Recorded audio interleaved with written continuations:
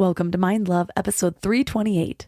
Today's episode is all about dreaming in different dimensions, harnessing astral travel for personal growth. Let's say you sleep for 7 to 8 hours.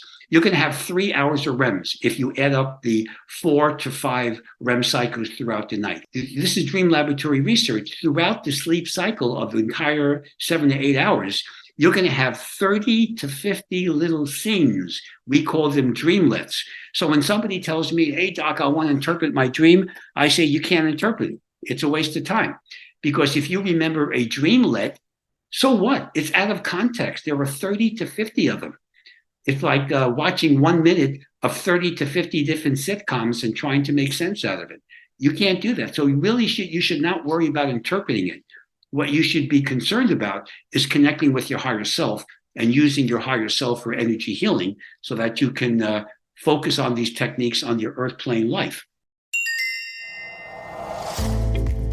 Turn up your frequency with Mind Love. Bite-sized brain hacks for seekers, dreamers, and doers. It's time to give your mind a little love with your host, Melissa Monti.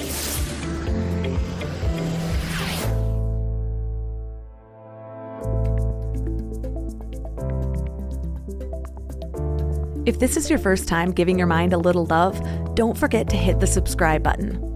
Mind love is a habit, and the more you give your mind that love and intention, the better you'll feel about yourself and your life.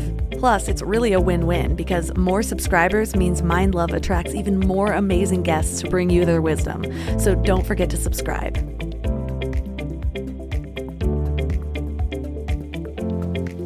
Have you ever experienced some sort of synchronicity in your dream that seems just a little too meaningful to be just a coincidence? Also, isn't it interesting how sometimes when we're trying to understand the mysteries of life, we overlook the most intimate and personal experiences, which might be our dreams? Dreams have always been a source of fascination, almost like a gateway to the unknown. But what if they're more than just random firings of a sleeping brain? What if they're a bridge to higher consciousness or a peek into alternate realms? Imagine if every night when you close your eyes, you're not just resting, but you're actually exploring unseen worlds, or even a portal to connect with your higher self, offering guidance from spiritual beings or insights into your deepest, truest version of you. Interesting, right? I've always had really vivid dreams, and at the very least, I can tell that sometimes they're connected to unhealed trauma. I have a friendship that fell off over 20 years ago, and for some reason, it just sticks with me. I dream about that friend like once a month. Maybe because I don't really know what happened, why we aren't friends, and it was this really long childhood friendship. But on the other hand, through these dreams, I've experienced a healing with that same friendship. I've gotten to say the things I want to say.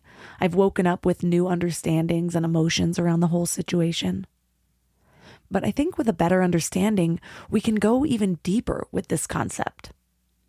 There's an intriguing connection between dreams and out-of-body experiences, or near-death experiences, and even the exploration of different dimensions. And the further I research, the more my understanding of reality challenged. Or I should say expanded. Because it hints at the possibility that our consciousness can travel beyond the physical realm. So how does all of this tie into our daily lives? Well, understanding the science of dreams and higher dimensions can help us find new ways to heal or to grow and to understand the mysteries of our own existence. So are you ready to dive into the world of dreams and explore the power of the fifth dimension? Today, we're talking about how these nightly journeys can enhance your life or offer healing and maybe even connect you to a higher realm of consciousness. Our guest is Dr. Bruce Goldberg. He's a clinical hypnotherapist who wrote the international bestseller Past Lives, Future Lives, as well as Dream Your Problems Away. He's appeared on a variety of major TV shows, including Oprah, Regis and Kelly, CBS News, and CNN. So 3 key things we will learn are how to leave through higher chakras and explore the upper astral plane, the secrets of dream programming, and learn how to shape your dreams to solve problems and ignite your creativity. And the mind-bending concept of the fifth dimension and out-of-body experiences, and how these can unlock greater empowerment, creativity, and a profound understanding of life.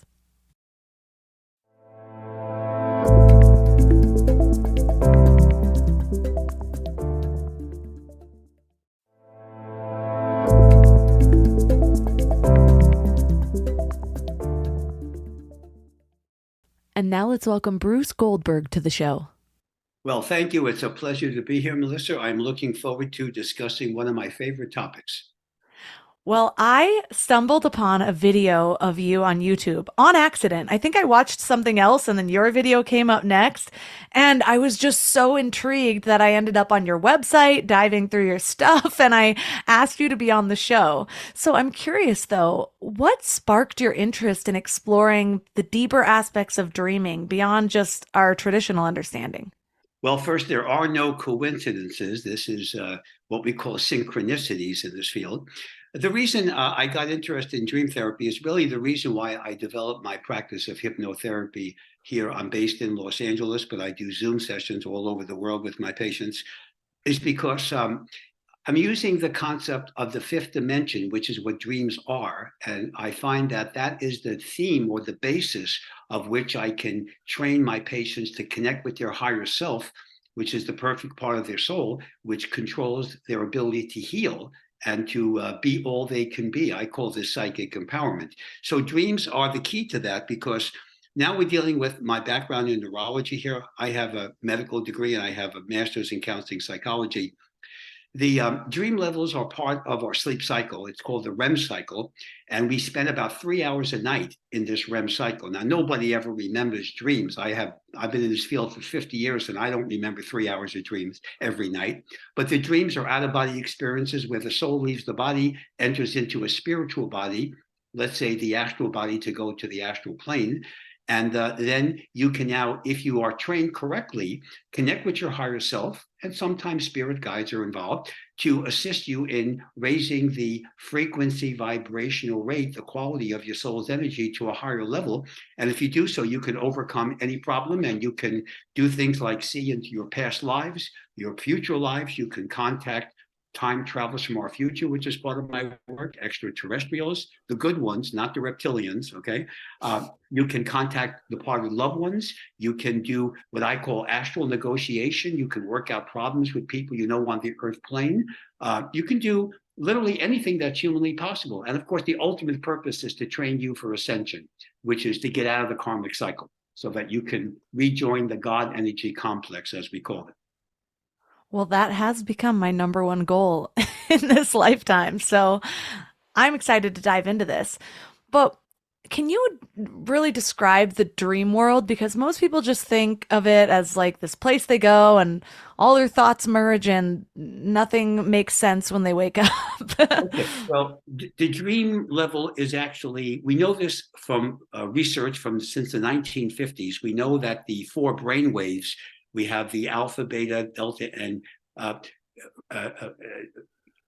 theta waves, the theta, delta, alpha, and beta. The alpha level is the dream level, which is the REM cycle. So what dream level is, you're in the fifth dimension now. So you're in a different dimension, as we call that. So basically, what it consists of is, we call this like the astral plane. People would be familiar with that concept. There are many other dimensions, but this is the dimension where you actually create most of your dreams. The astral plane, as an example, has certain fixed components, and we may access what I call a party line with other individual dreams. So other people who are dreaming, you can bring them into your dream, or you can be brought into theirs. But basically, all communication is telepathic. You're in a spiritual body, which is translucent, so you can see through it. You can't lie in the fifth dimension because everybody can read your mind. The dream world consists of basic frameworks of permanent structures, but you still can control a lot of the environment yourself. You just can't blow it up or just end it, or whatever. Some people try to do that. You can't. And an emotion-like substance is present on this realm that responds to every thought, desire, and emotion that we have on the physical plane.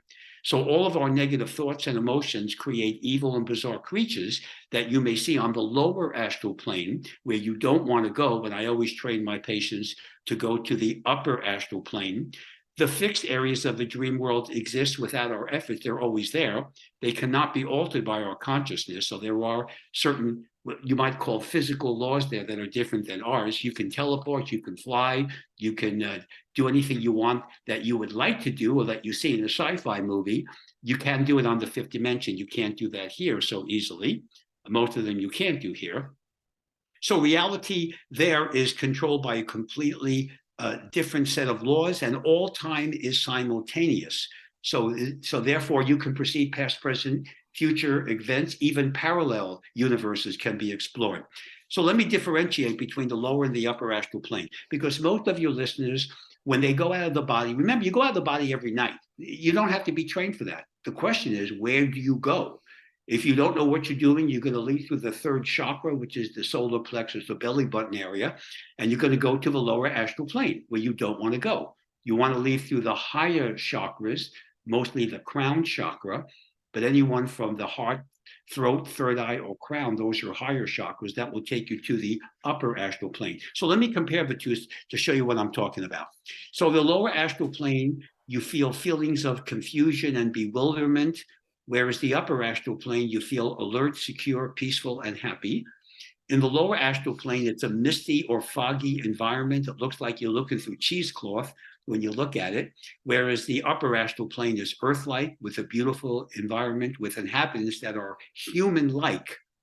You get bizarre and evil, nasty creatures, all the things you see from sci-fi movies, vampires, werewolves, reptilians, etc. They're on the lower astral, whereas the upper astral, as I mentioned, has human inhabitants. There's no possibility of spiritual growth on the lower astral plane, and all psychic attacks by negative energy originate there, whereas the upper astral plane has unlimited spiritual growth, and you can eliminate psychic attacks by sealing the auric field. So that's the difference between the upper and lower astral plane, and that's where that's my description of what the dream world consists of.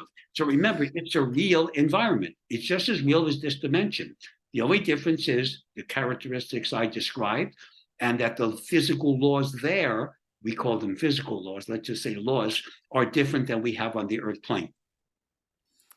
So right now it seems like we're talking about one lower, one upper, but I know that you've mentioned that there are more than just those two dimensions, and most of them are positive dimensions. Right. Well, they're all positive except for the lower astral plane and this dimension. Now, the reason why I emphasize the astral plane, which is the closest one to us, is because that's where most people go. People spend maybe 90% of the time there. Now, beyond the astral plane, there is the causal plane, which is the seat of the Akashic records, the records of all our past, present, future, and parallel lives, like a fifth dimensional computer chip record, I call that. Beyond the causal plane, there is the mental plane. That's where the masters hang out, the Buddhas, the Jesus, the Moses, etc. Then beyond that is the etheric plane, and those 5 planes together make up the karmic cycle. So you can have lives on all these dimensions. They're all positive except for the lower astral and this one. The etheric plane is significant and cool because you can actually do what I call etheric plane surgery, where you can heal the etheric body. So let me explain what I mean by that. When you go to the astral plane, your soul will occupy the astral body and leave a clone of itself when you're dreaming to protect the physical body, so you're not going to be possessed. You don't have to worry about that at night. If you go to the causal plane, you enter your causal body. Mental plane, mental body, and etheric plane, etheric body. Now, each of these bodies, these spiritual bodies, are not identical to the physical body. For example, the astral body is taller, thinner, and younger looking than the physical body. So my experience is women like to go there a lot, okay? All right. Whereas the etheric body is the only spiritual body that is absolutely molecule to molecule identical to the physical body. Now, why is that important? Because if anything ever happened to the etheric body, you would die instantly, but it's never happened in history, so you don't have to worry about it. But if you go to the etheric plane, there are what I call etheric plane surgeons that are permanent residents of that dimension. And if you have an incurable disease like cancer, lupus, AIDS, etc., or some other autoimmune disease, you can request, and again, they don't have to do it, but you can request the etheric plane surgeons to operate on the etheric body. And then, because of my etheric plane surgical technique, when the person awakes the following morning, in certain cases, not a high percentage, but when it works, it's brilliant, you can transfer the healing from the etheric body to the physical body because they're identical. And that's how I've trained patients to actually overcome or cure incurable diseases. I don't do it. The etheric plane surgeons do it.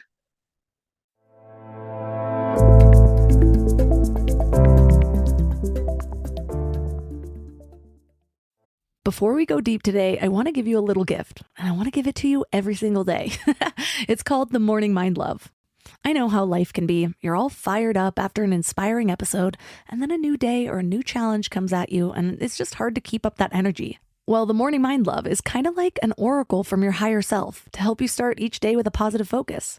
Plus, when you sign up, you get 2 free gifts, a 30-minute binaural meditation and 30 days of journaling prompts to help you remember who you truly are. And it's all completely free. So join over 9,000 people and go to mindlove.com to sign up or text the word morning to 33777. I don't know why it took me so long to invest in good bedding. I resisted it for years, but something flipped in me about 3 years ago. And now I'm basically a pillow connoisseur. I've tried them all, and I get weirdly excited about good bedding. Because here's the thing, we spend a third of our lives in bed, and the quality of that time affects literally everything else, which is why I'm so excited to tell you about my latest obsession, Lagoon Sleep Pillows. What sets them apart is their matching system. You take a quick 2-minute quiz about your sleep style and your preferences, and then they match you with your perfect pillow. I was matched with their Otter pillow, and I am so impressed. Lately, I've just needed more support, and this seems to cradle me in all the right places. I'm also low-key obsessed with their travel pillow, which I use for way more than just travel. I actually hug it, use it as leg support, and of course, take it on trips with me. Well, the secret is in their adjustable fill. You can add or remove it to get that perfect alignment for your spine. A study even found that the right supportive pillow can improve sleep quality by 63%. And Lagoon lets you try their matched pillow for 100 nights risk-free. Free returns, no questions asked. Falling asleep has never been easier. I toss and turn less and just wake up feeling refreshed every morning. Go to lagoonsleep.com and take their awesome 2-minute sleep quiz to find your match. Use the code MIND for 15% off your first purchase.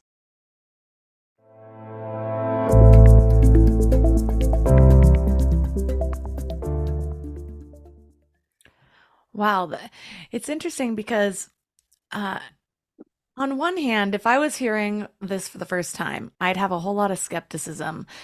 But there have been books that I've read, like Anita Moorjani's book, Dying to Be Me.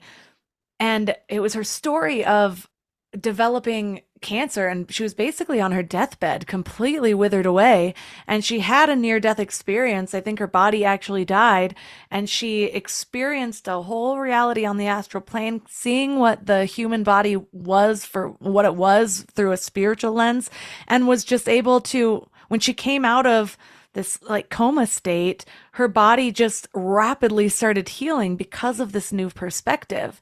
And I know that you say there's scientific evidence that supports claims about the dream state and its connection to the higher dimensions. Let's share that. There's no argument about the physiology, the neurophysiology. The REM cycle, the 4 brain waves, have been discovered since Chicago State University in 1953. So nobody's going to argue the neurophysiology. What my medical colleagues will have a problem with in their skepticism, and by the way, I was skeptical about this too, until I saw the results of the patients overcoming incurable diseases, that they were told they're going to die in 6 months, and all of a sudden, 30 years later, they're still alive and kicking. So to me, that's pretty impressive. Okay, again, I'm not taking credit for it, but I see that what happens with etheric plane surgery and what I call the superconscious mind tap to train patients to access their higher self, which we technically call the superconscious mind.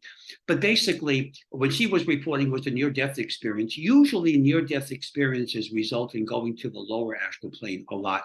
But again, she had an experience of a different dimension, and she was recording the actual examples of an out-of-body experience. A near-death experience is one type of an out-of-body experience. It's not the one you want to do. You want to do a regular conscious out-of-body experience, as what I train my patients to do. But basically, we have scientific measurements. When people are out of the body, the skin texture, the galvanic skin response, we have medical stats to show that something is different when people do. But let me give you the example of the real crux here. So let me give you what convinced me that this is real. Now, we have dream laboratories around the world. I live in Los Angeles. UCLA has a very famous one. There's a Maimonides Dream Laboratory in Brooklyn where Krippner and Older did their work back in the 50s, 60s, and 70s. Very famous. But this is what happens in a dream laboratory. You take a subject, you put them in there at 11 o'clock at night. They go in there, they're sleeping on like a cot or some bed, whatever, and they're monitored by audio and video, cameras and microphones. So, and nobody fudges anything, right? And they wake them up at 7 in the morning. Now, during the dream time, during the sleep cycle, every time they enter into an alpha brainwave, they hook them up with electroencephalograph so they know when the brain is registering the alpha wave, which is the REM cycle. They wake them up and they say, what did you dream? What's going on? That's how we find out about what people dream about, dreamlets, etc. But let me give you a different experiment that was held. So in this laboratory, there was a drop ceiling. It's like a ceiling that's beneath the regular ceiling, like a shelf, think of it that way. And on that shelf, they placed various objects, like a teddy bear, a computer, and a big, you might say a big board or a cardboard reference with a bunch of big numbers on there. Now, you understand, in the astral, when you're out of the body, you can't see fine print. So it has to be very large. So they did that. So they placed it on the shelf. The shelf was actually lined with lead. So even Superman couldn't see through it, okay? So it's about 20 feet above the patient or the subject lying in the cot or the bed in the sleep laboratory. So they can see the shelf on the outside, but they can't see what's in it. So now they're all monitored by cameras and microphones, etc. The following morning, they wake them up and they say, okay, what was on the shelf? Now, the only way they could see the objects on the shelf, including those numbers that I talked about, was to leave their body, float up there, like Casper the Friendly Ghost here, and take a peek. And some of the subjects reported precisely what the objects were. There's no other explanation for that. There's no physical or any earth plane explanation to describe how they would know that. And there was no cheating involved. You got these recorded on camera.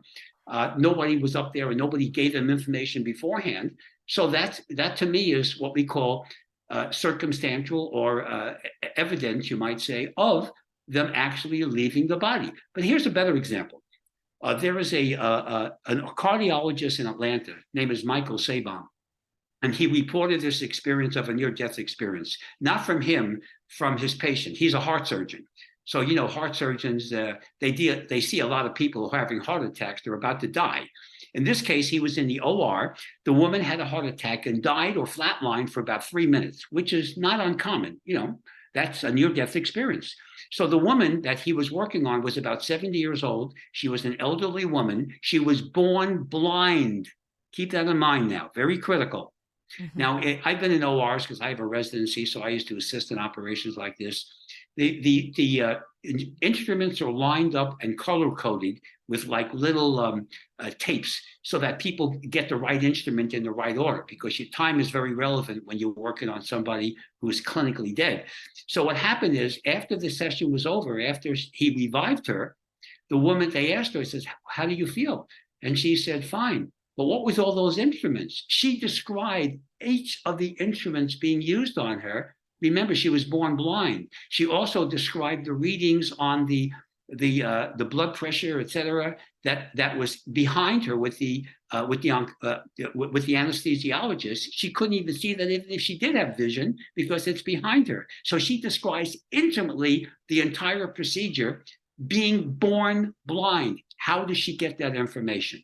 The only way is her astral body, which of course is not blind, could see everything that was going on and see it from the perspective of the ceiling of the OR. So that's how she could see all the instruments laid out easily, as well as the readings on the various monitors that were behind her. So that to me is very impressive evidence of what we call circumstantial evidence to show that near-death experiences are real.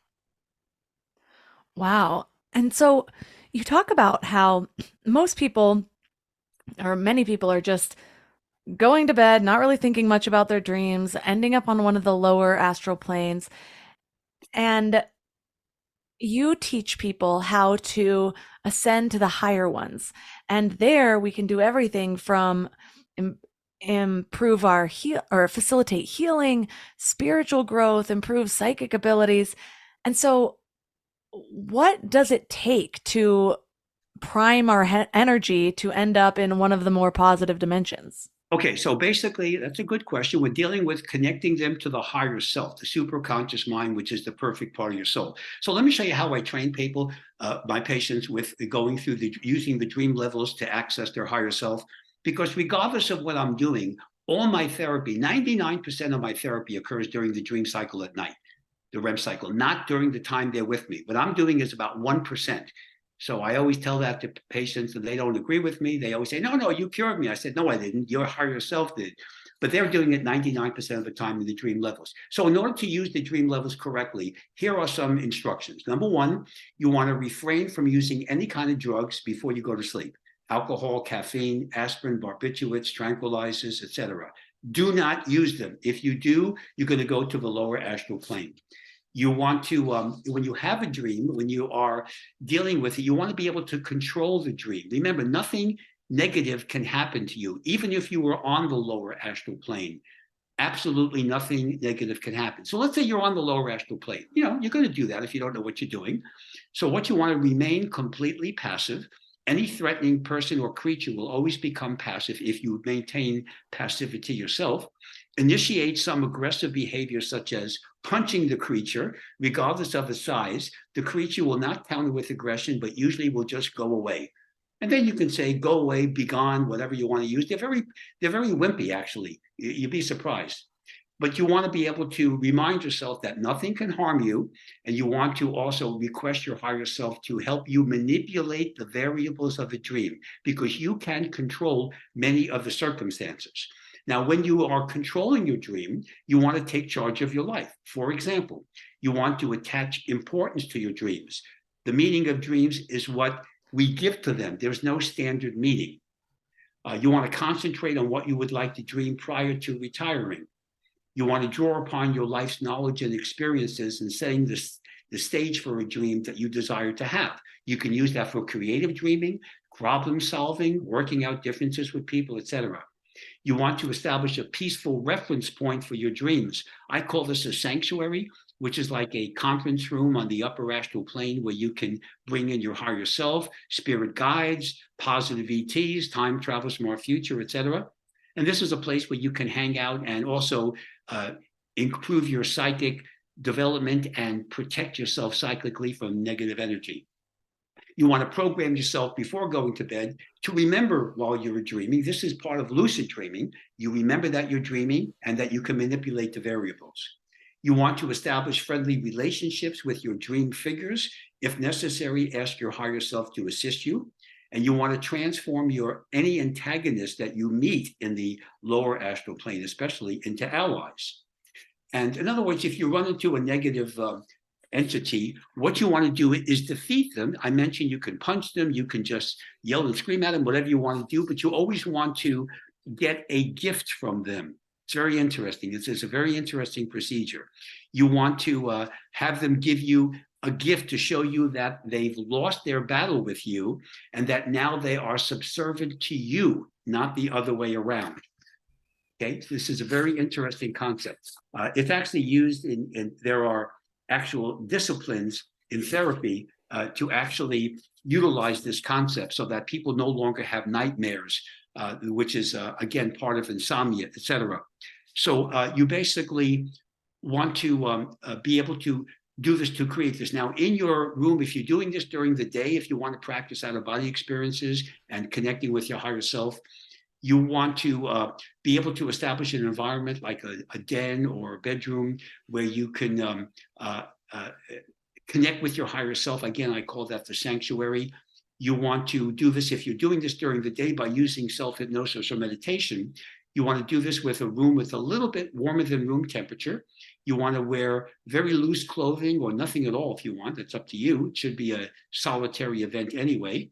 You want to not have any distractions, no sounds, or if somebody's cooking, you don't want to be able to smell food. You want to be able to have complete immersion of focus, of concentration. And again, you want to give instructions to your higher self to be able to make this a positive part of your own awareness and reality. Now, by doing this, you're going to now incorporate a regular training of going to sleep at night. Sometimes you will go to a lower astral plane. Don't worry about it. It's okay. You want to go to the upper astral plane, and with experience, you'll be able to do that. So that's what this is about. This is about repetition. It's about confidence. I call this psychic empowerment, and you're able to be able to utilize this for your own benefit.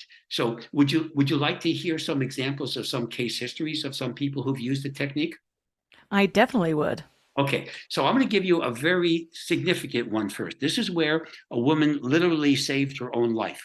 So I'm going to call her, not her real name, I'll call her Tammy. She was a college student who came to me from New York City. She flew out to Los Angeles. This is before I was doing Zoom sessions. The year is 1996, a very important date. It's in June. She just graduated from college. She's going to go to Europe the last half of the summer and go on to graduate school, which is, not an uncommon thing. So she wants to learn how to do out-of-body experiences. She had also seen my TV movie, The Search for Grace, that CBS did about a documented case of reincarnation. So by the way, that movie is uploaded on YouTube. So if you want to see a beautiful film about a documented case of reincarnation, it's called The Search for Grace. You can see it online. Anyway, so she came to me and she's working with me in between. She's here for a week in Los Angeles. And in between, I'm training her to go out of the body and do the dream levels. And in between the days that she's here, Monday through Friday, she reports certain dreams of things that are actually going to come true the following day. In other words, 24 hours in advance. So these things actually occur. So she's got a good track record of having, you might say, psychic intonations, or remember, when you're in the fifth dimension, all time is simultaneous. All right, so now we're all done with therapy. I said, Tammy, you're all done. Have a nice life. I wish you the best. You've been a great patient, etc. So now she calls me after she returns to New York City. She's going to go to Paris the last half of the summer, and she's going to leave in July. So she calls me at the end of June and says, Doctor, this is Tammy. I have an emergency. And I said, Tammy, look, I retired from dentistry a long time ago to get away from that. So what's going on? And she said, I use your techniques. And I had this dream in which I take off from my plane from JFK. The plane goes up, immediately crashes into the Long Island Sound, and everybody dies, including me. And I said, well, Tammy, you have a pretty good track record. So I have a suggestion for you. Very simply, I'm not trying to run your life. Change your flight plans. Okay? So she did. Then she calls me at the end of the summer and she goes, I just want you to know, I'm speaking as her now, I was going to go on TWA Flight 800, July 17th, 1996. It took off from JFK Airport, went up in the air, immediately crashed, 230 people, all passenger crew and passengers died. She would have been 231. So she actually saved her life by using the REM dream. So that's one example. Another one is dealing with a very interesting case of bereavement. Now, I am a very proud dog owner. I own a 14-pound black female miniature schnauzer named Karma, who's my child. But there's a woman I worked with years ago. She had a pet dog too. The name was Bonzo. It was a male Saint Bernard. And it was a beautiful dog. She had this dog for many years. Unfortunately, the dog eventually had medical problems and had to be put down. The woman's, I call her Fran, not her real name. So she's very depressed. She's going through bereavement. One of her friends tells her about my work. So she contacts me. She says, Doctor, what can you do? I mean, I don't know what to do. I miss my dog. So I said, how would you like to meet with your dog again? And she goes, what do you mean? And I said, we're going to use the fifth dimensional technique. So in my office, we're doing a superconscious mind tap. She's now in the upper astral plane. Bonzo is there. And as I'm working with her, there are tears coming down her face, not tears of depression, but tears of joy. So she's really, really well motivated. Okay, so now this is what happens. She tells me that she had a dream in which Bonzo was reincarnated as a German Shepherd puppy for some reason, and she kept it as a pet. Now, Fran was not into German Shepherds. She liked St. Bernards. So I said, look, Fran, let's see what happens, but that does sound like an odd dream, but give it time. So now it's around Christmas time. She goes shopping at the local mall, and she leaves her car. And while she's in the mall, she's afraid that she didn't lock her car, and she wanted to run back to her car to make sure it was locked because she didn't want to get any packages stolen from a car. When she goes back into the car doors were locked. She unlocked it. And on the passenger seat of her car, there was a cute little, maybe 3-month-old German Shepherd puppy. She don't know how it got there. Remember, the doors were locked. Her friends didn't do it. She had no idea. So she looked at the dog and didn't know what to do with it. So she took the dog home and she said, I don't know what to do with it. But the dog actually represented the characteristics of Bonzo. In other words, the favorite toy, some of the behavioral characteristics. So she kept the dog, named it Squire, and that was, and of course, her bereavement went away immediately. And that's an example of how her dream gave her the solution to her own bereavement. By the way, this is called the Dalai Lama test. I did that with my dog. My dog, Karma, is Karma the third. She was the reincarnation of Karma the second because she had the same favorite toys and the same behavioral characteristics, and even looked like her too. So these are things that an example of a dream that actually overcame bereavement. Now, this is one that is what I call a marriage made in the dream world. There was a gentleman, I call him Brent. He was from the East Coast. He was a 42-year-old man who was divorced and lived alone in his with his dog Lancelot.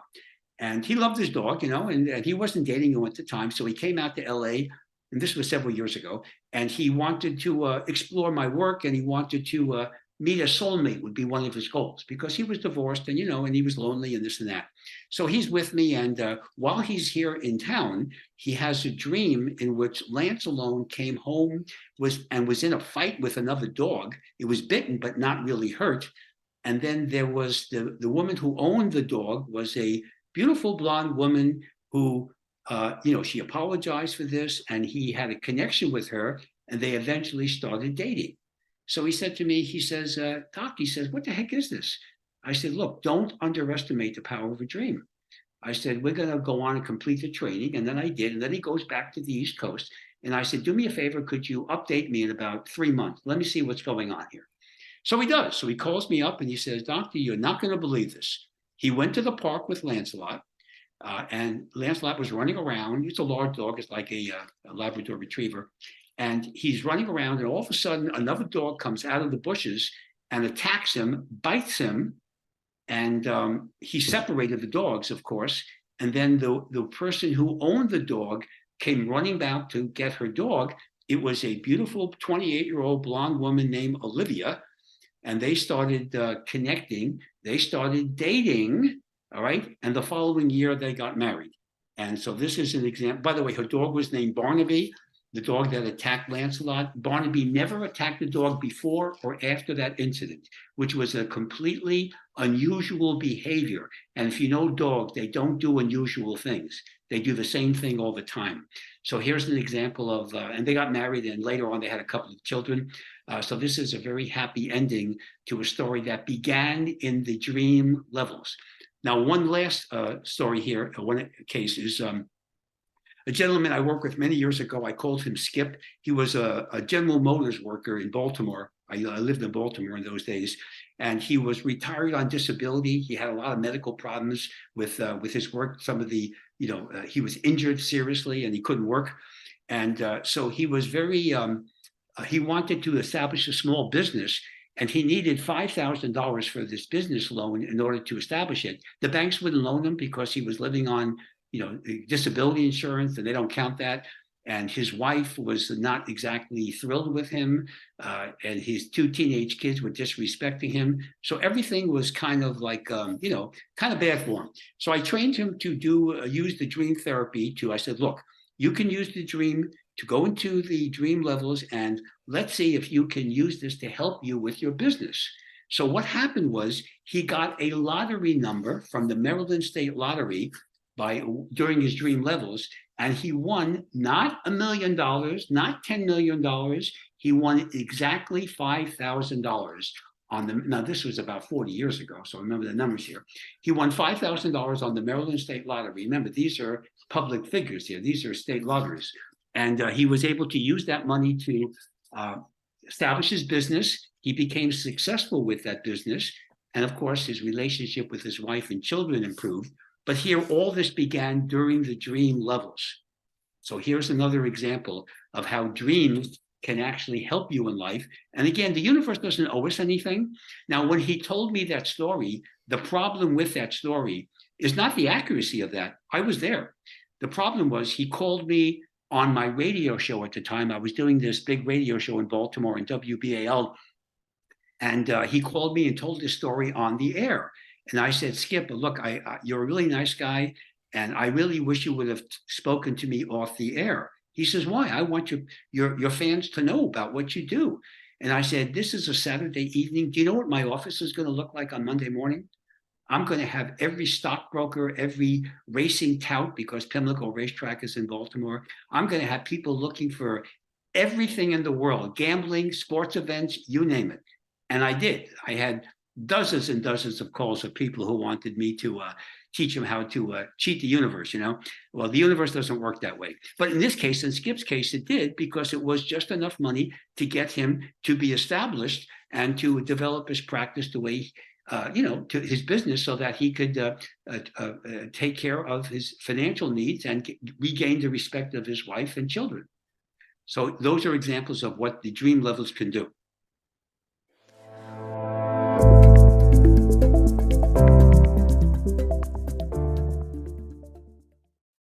You know what's funny? We spend so much time feeding our minds, reading books, listening to podcasts, learning new things, but then we grab whatever's convenient to feed our bodies. And I get it. Life is busy, and sometimes a drive-through feels like the only option. But that's why I take Field of Greens. It's a greens powder made with whole organic fruits and vegetables. No extracts, no lab-made stuff, and just 1 scoop a day gives you simple, real nutrition. Field of Greens feeds your body with fruits and vegetables medically chosen to support your heart, vital organs, and immune system. And let me tell you something. Since I started taking it, I've noticed these little changes that show me how nutrient depleted I must have been before, like the ridges in my nails, gone. My sleep, so much better. And my stomach just feels happy. You know that dreaded afternoon crash that has you reaching for more coffee or sugary snacks? Well, that's not happening for me anymore. When your body is actually nourished, it runs so much better. I've tried other greens powders before, but Field of Greens is genuinely different. The quality is next level, and you can taste it. It's become my go-to, especially on those days when my eating isn't exactly Instagram worthy, because we all have those days, right? And here's the thing. They are so confident that you'll love it too, that they offer a 100% money-back guarantee. That's how much they believe in their product. So I got you 15% off your first order and free rush shipping. Visit fieldofgreens.com and use promo code MINDLOVE. That's promo code MINDLOVE at fieldofgreens.com. fieldofgreens.com.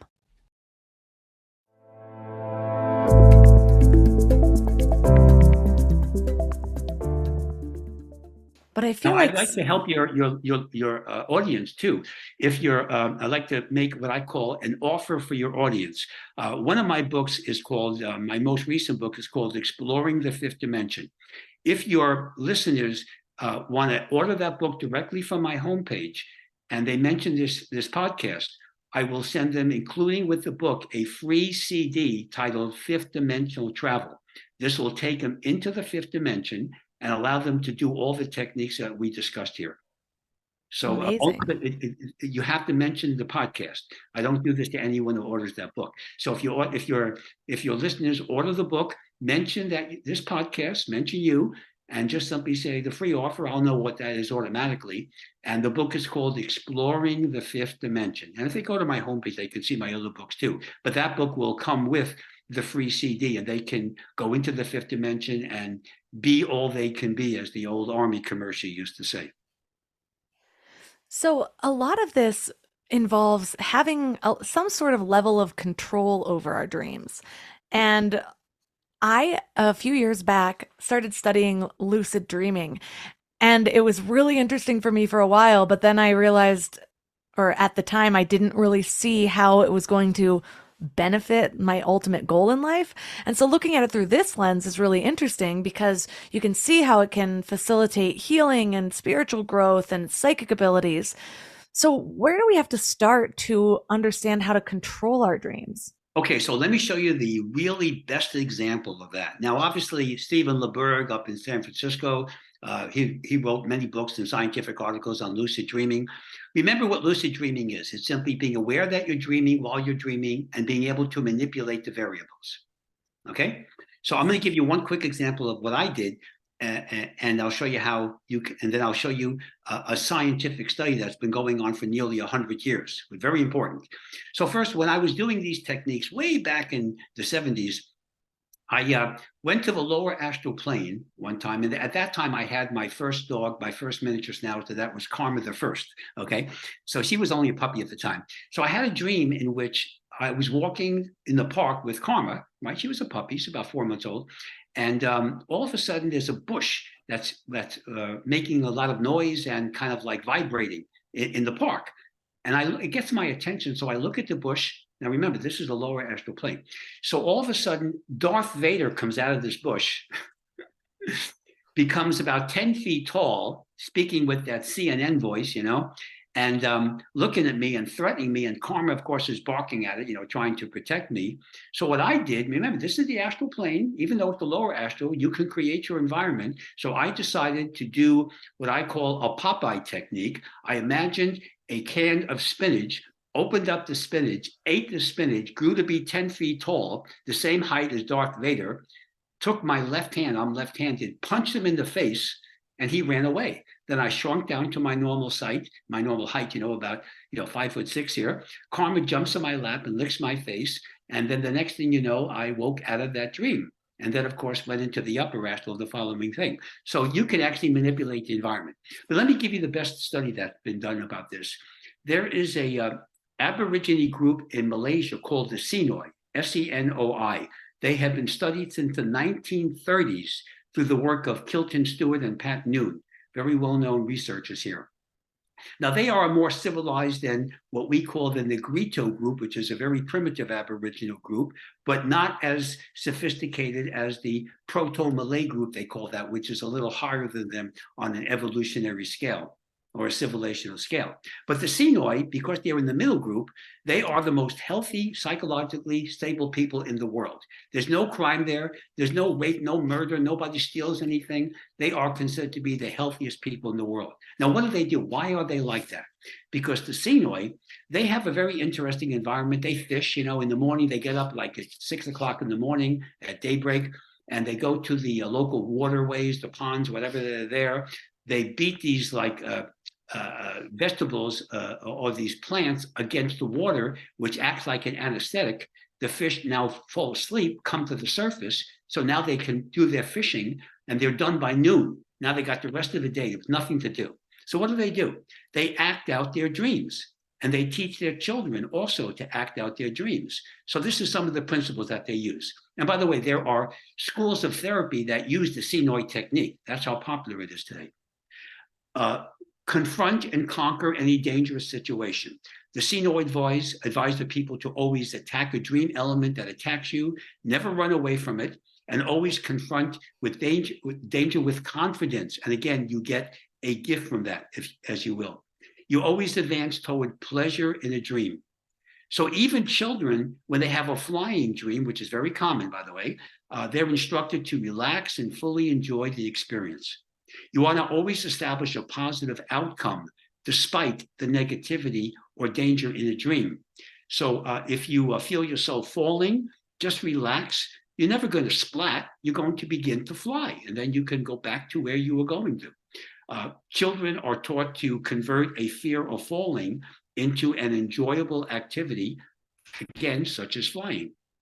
You always extract a gift from any dream image that is a negative adversary.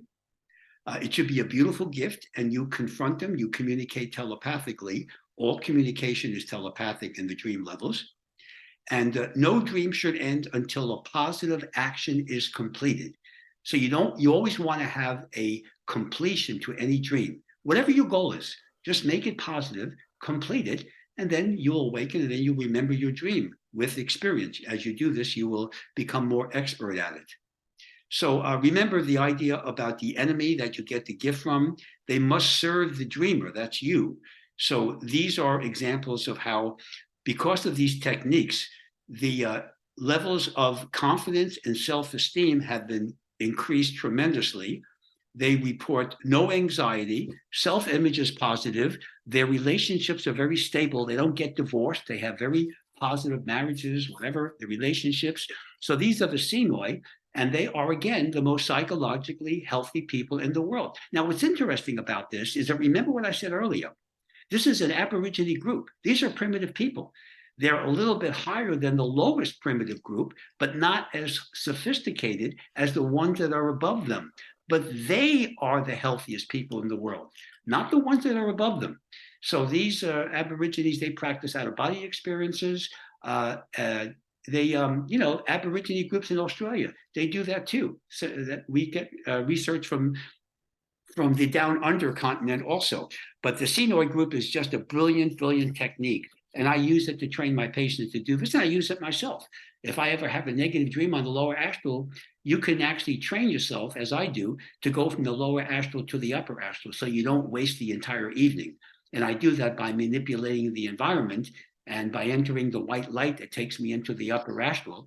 So this is a lucid dream experience, and allows you to make the most out of your dream experiences and become what I call the proverbial happy camper. Wow, it's like practicing while dreaming what we should be doing in our conscious state as well. We should be looking at. Of course, the problem is it's very difficult because you can't manipulate the variables on the earth plane as you can on the astral plane. Right? You can't just say, oh, I think I'm going to fly here. I'm going to teleport, and I'm going to have that person give me a gift and serve me. You can't do that on the earth plane, but you can do it on the astral plane. So just a little background about, just want to make it a little bit more academic to show you that this is a real field. So our sleep cycle, as I mentioned, consists of 4 stages, stage 1 through 4. This work began in Chicago State University in 1953 by Nathaniel Kleitman and Eugene Azarinsky. And these stages were first proposed by physiologist Frederick Snyder in the 1960s. And these are real. Now, when you go through a dream cycle, you go throughout a night, you're going to have, let's say you sleep for 7 to 8 hours. You're going to have 3 hours of REMs if you add up the 4 to 5 REM cycles throughout the night. Every hour and a half to 2 hours, you're going to have a REM cycle. So that's stage 4.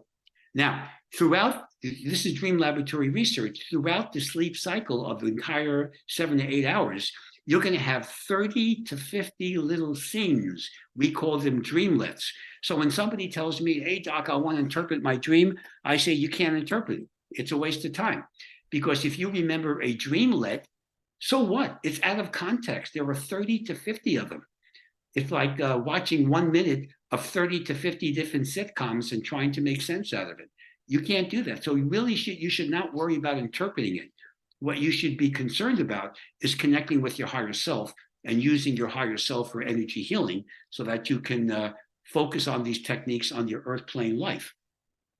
That's the difference here. So you want to always, don't get hung up on all these books written about dream interpretation. You know, if you dream of water, it's emotions, and yeah, that's all fine. The reason why I have a problem with dream interpretation, other than what I just mentioned, and let's make it a little bit more academic too. Well, there are about 75 different dream interpretation therapies. Well, somebody's wrong. Okay, that's number one. Number two is that it doesn't really matter what you come up with, what is the answer key? So let me show you what the answer key is and isn't. We get all our dream interpretation therapies from one man who lived in the Roman Empire about 2,000 years ago. His name was Artemidorus. You can Google him. Artemidorus was summoned by the emperor, and he said, look, he said, I want you to gather up all the dream interpretation stuff from antiquity. He didn't use that term. And I want you to come up with a dream concept here and then burn all the other records. So most of the stuff, maybe the Old Testament has some remnants and stuff like that. But basically, all these old dream interpretation approaches from antiquity were gathered by Artemidorus, the censor, and he came up with his little theories, which people use today. Well, guess what? I don't want to base my salvation on one dude. Okay, I don't care who he was, you know?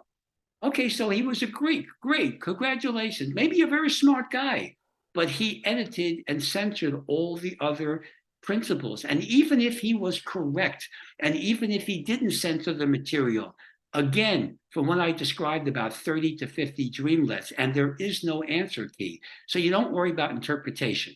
You just be concerned about connecting with your higher self, raising the frequency of vibrational rate, having confidence, being psychically empowered, not being afraid of anything, including negative dreams. And if you do that, you're going to have one heck of a life, and you're going to be able to do this correctly. Now, one thing from an academic perspective, if some of your listeners do some research, there is also something called non-REM sleep, which is dreams. There are non-REM dreams, which are not in the REM cycle.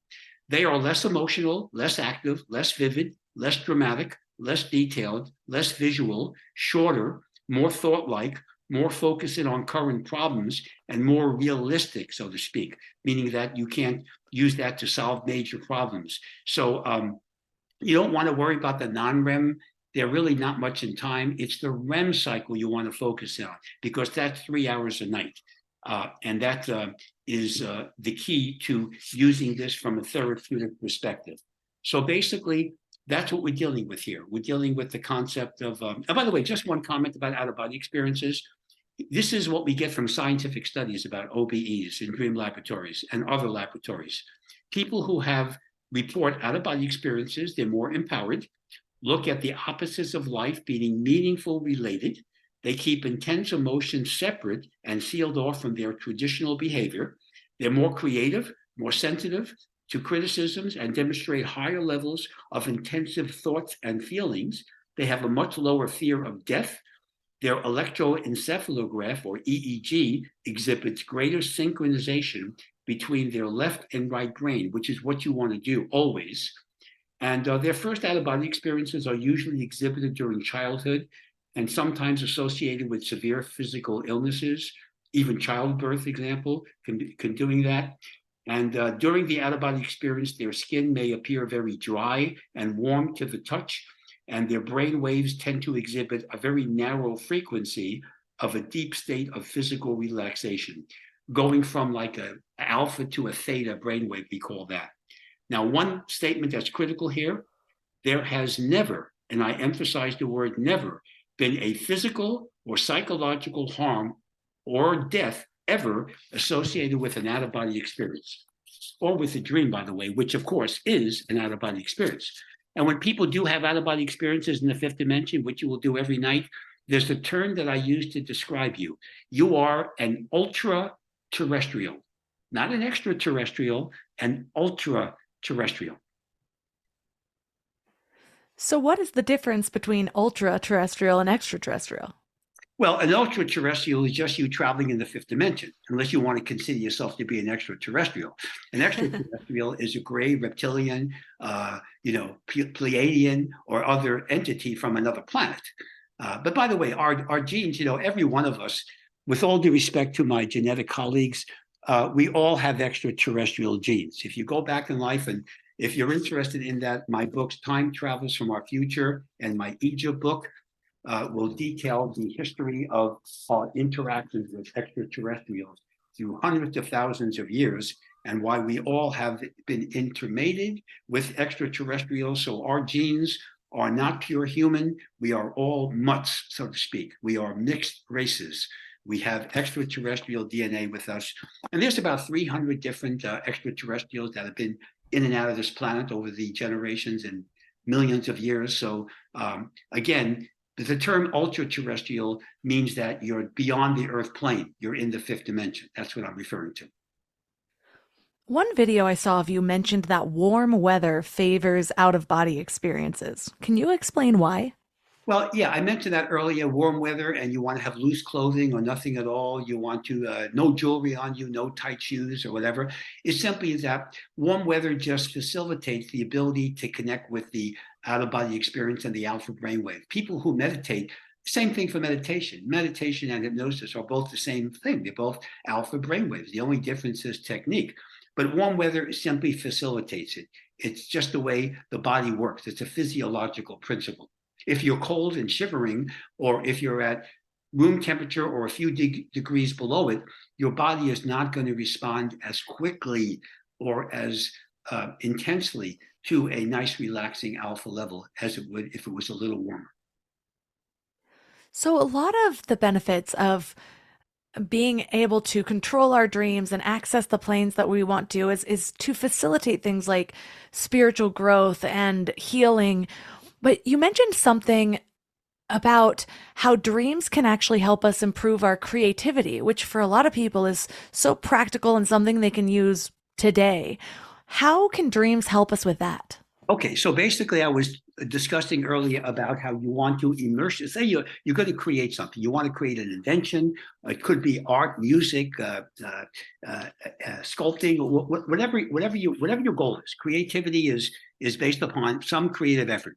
So you want to do some research first. You want to immerse yourself into doing some researching, whatever theoretical material you have to get that will be helpful to your research, especially if it's an invention. And then you want to simply use the dream levels before going to sleep at night. Again, if they use that fifth dimensional travel CD that I'll give them for free if they order my Exploring the Fifth Dimension book, they'll be in the fifth dimension. You can request an audience with your higher self, go to your sanctuary. All right. This is a beautiful conference room in the fifth dimension. You can be with your higher self, and then you can simply lay out with your higher self the solution to your creative endeavor, whatever that is. Your higher self will assist you and even sometimes bring in spirit guides in your sanctuary to assist you. And then you can begin to lay out whatever needs to be done in reference to gathering the data so that you can have your fifth dimensional experience and correct solution to your creative endeavor. So let me give you an example of how it's worked in science and art. There are studies that are done. You know, you've heard of the aha movement, when people come up with a brilliant idea or Yes. they solve a problem, right? Mm-hmm. We have that in science as well as in art. So they did research on this, and they found out that 80% of aha moments, brilliant discoveries in science and in art, and that includes music too, of course, are done during the dream levels. People dream about the solution and it enacts. So I'm going to give you a scientific example that is very well known to me, because when I was in college, my undergraduate degree was in biochemistry. Biochemistry is very important today. It's the basis of medicine and pharmacology. But in the old days, in the 1800s, around the mid-1800s, they couldn't discover the solution to the structure of benzene. Benzene, which is C6H6, is the basis of organic chemistry. So everybody was working on it, chemists around the world, and Germany is critical here. So there was a German scientist named Kekulé in the 1850s, and he was working at his Bunsen burner late one night in the wintertime. It was up in the Bavarian mountains, so it's way up there. It's probably minus 20 degrees. It's snowing, and he's up in his lab. It's 2:00 in the morning, and he falls asleep at his bench. Now, he doesn't hurt himself. The Bunsen burner is working, and he has a dream. And this was his dream. He dreamt that it was a nice spring day. He's in the park, and all of a sudden he turns around and a giant serpent is chasing him. A serpent, a big snake, right? So he's running and huffing and puffing, and all of a sudden he turns around and the serpent bites its own tail, drops dead in front of him, forming a ring, a circle, the benzene ring. He wakes up, go to his desk, his little Bunsen burner, and his bench there, and computes the benzene ring. That's the basis of organic chemistry. And he got the equivalent of a Nobel Prize. That wasn't Nobel, this was the 1850s, but he got a major award. And this story that I'm reporting, he obviously had a lot of dinners that he went to, and he reported this, and this is reported in the literature. So here's how the dream levels gave us pharmacology and biochemistry and modern medicine, thanks to Kekule's dream. Wow. Well, we have covered so much fascinating information in this episode, and I know that sometimes it can be overwhelming. So I love to leave listeners with one thing to either focus on, an action item, one thing that they can do to move a little bit closer and integrate some of the information that we've learned today. So if you were going to leave them with something to focus on for the week, what would that be? Well, one thing is keep your thoughts positive and connect with your higher self. Again, the CD, the fifth dimensional travel, would be a very simple way of doing it. If you meditate, go ahead, do your meditation, and request the audience with your higher self. The key is always connect with your higher self, the perfect part of your soul. You cannot lose that game, and you will be able to accomplish any goal that's humanly possible if you connect with and work with your higher self. Well, thank you so much for all of the wisdom that you've brought on this topic and for teaching it to us. So for listeners that are interested in learning more about you, I know you dropped a link before, but let's remind them of where to go to order the book from your website. Okay, so my website is www.drdrbrucegoldberg.com, DR for the doctor, and you can see all the books on there. The Exploring the Fifth Dimension is the book that has the free CD, if you mention the podcast called Fifth Dimensional Travel.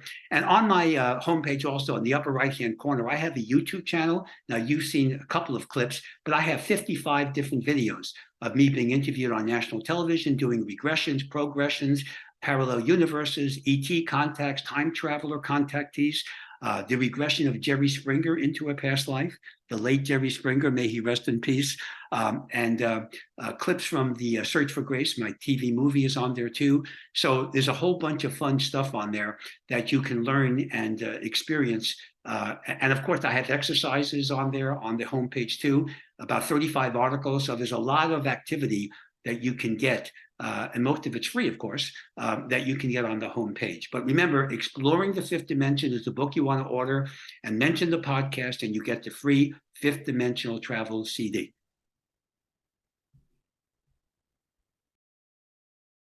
All the links for this episode will be at mindlove.com/328. Your challenge for this week is to just get more intentional about dreaming. It's so funny. The day that I'm recording this, the concept of dreams came up in conversation with my childcare helper and my husband. They were both talking about how their dreams are wild and sometimes a little bit scary. And when my husband takes melatonin, his dreams are even more vivid and he doesn't like it. So I was telling him about what I learned in this episode. And what I have been doing is trying to be more intentional about my dreaming by just setting an intention and giving myself some space before and after dreaming.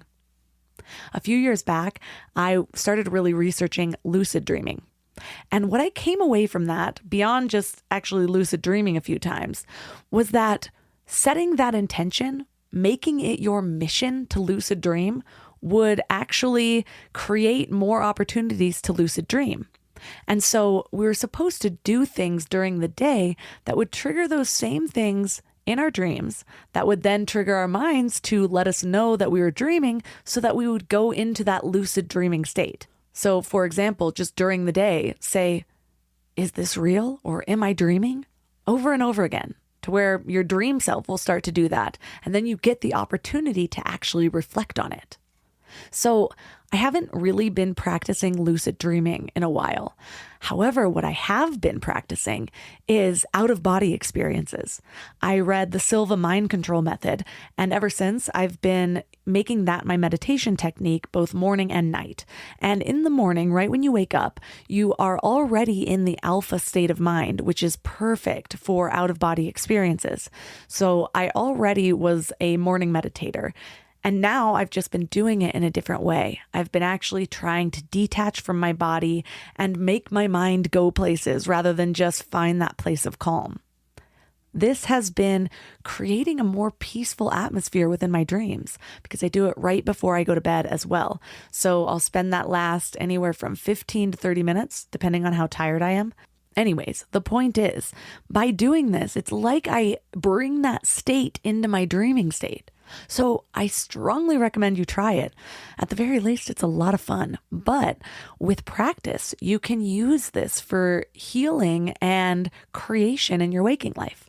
So let me know how it goes. Reach out to me on Instagram at mindlovemelissa. If you love this episode, consider sharing it. Dreams are really fun to talk about with friends if you haven't already, so give that a try. You can also find out more information about the Mind Love membership at mindlove.com/membership. All of my amazing sponsors, plus the discount codes, are at mindlove.com/sponsors. And that's all for today. So thanks for giving your mind a little love today, and I'll see you next week. Thanks for tuning into Your Higher Frequency with Mind Love. Head to mindlove.com for a free gift to keep your vibes up until next week.